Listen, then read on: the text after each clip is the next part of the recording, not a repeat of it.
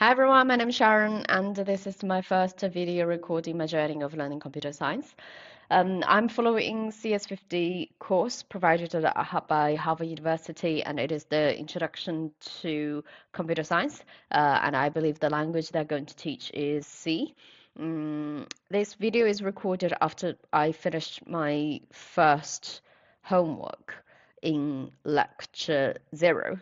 Let me show you the homework first, and probably you will understand the reason why I want to record the video because I just find it hilarious. And also, I think there is some tips and some emotional sharing I would like to do with people who haven't started coding yet and haven't done this homework and would like to start their computer science journey. Okay, here we are. Let me just, oh yeah, so first of all, the homework we were asked to do is to code a video or a computer games using this interface called Scratch.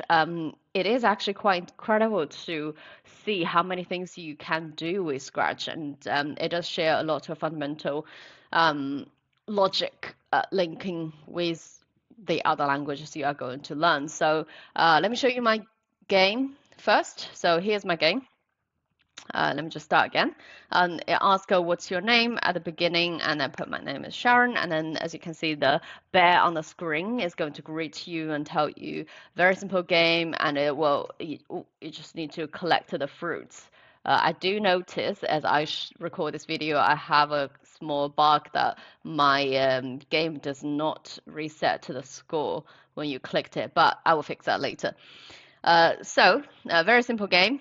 You just collect the fruits, and after you collect the fruits will come up again. And then there's also rock, and if your bear hit the rock, oh, it will stop the game, and then the bear will stand up. And yeah, so that's it. That's a game I coded with Scratch after my first lecture, and it is so simple, but it took me freaking 3 hours.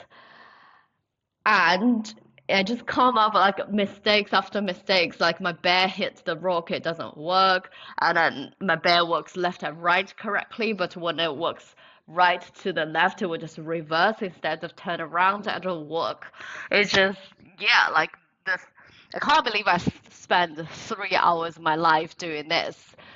It was frustrating, and I got really frustrated throughout the journey and throughout the 3 hours building this. And then I was just like, do I really want to learn coding? Yeah, so that was pretty bad. However, I did it, so I'm very happy. And then the sense of achievements, I got it at the end, despite it is a bug of it doesn't reset the score, is pretty good. So, okay. That is the sharing of my game, and now I want to share a couple of tips to anyone who hasn't started this homework yet. I think number one probably is just keep it simple. I wish someone told me that. Like when I first got assigned the homework, and also I went on the Scratch history, whatever of what other people built, I was like, oh, this is amazing. I'm going to build something incredible. And I was thinking, okay, I love cooking. I'm going to build a cooking game. I'm going to have a bowl underneath it and collect different ingredients. And when I collected the correct correct ingredients in the correct sequence, I will be able to create a dish. And then yeah, so that was the game I wanted to create at the very beginning. And if in your mind you are thinking about Overcooked, that's exactly the game I was thinking to create. And that was a very stupid idea, because if you think on your first ever homework of computer science, you can build a game that Nintendo built, that's probably not right. So keep it simple. I think that is the goal. And then here is to how to make it simple. Number one, use default settings. On Scratch, you can see that here you already have a lot of default sprite. And what's really useful, take the bear walking one that I used, is that they already have a lot of costumes built in. So if I click the, oh, yeah, bear one, and then go to costume. You can see that it has all these costume. They call it costume. You probably wouldn't understand what it means until you start coding yourself.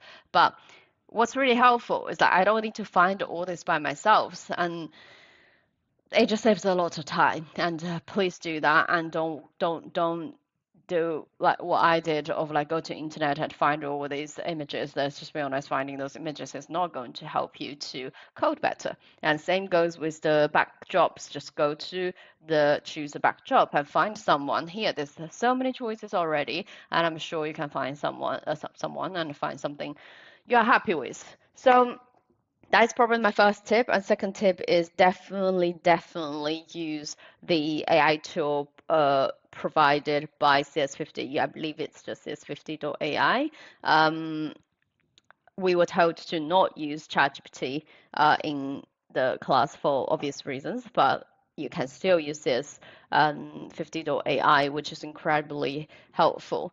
I ask so many questions. I wouldn't show you the history because some of them are just really silly, but it really helps you to navigate Scratch faster. And when you need to debugging something, it helps you to brainstorming a lot, like a lot. It's amazing to be able to have a tool like that. And that is the reason why I want to learn computer science today, because I just feel there is no better there's no better time of learning it. It's because everything just made it so easy to learn, and it is very incredible learning experience. So yeah, that's it. Here is to my first video of learning computer science, and I hope you enjoy it as much as I do, and I really look forward to my lecture one and look forward to my further frustrating homework.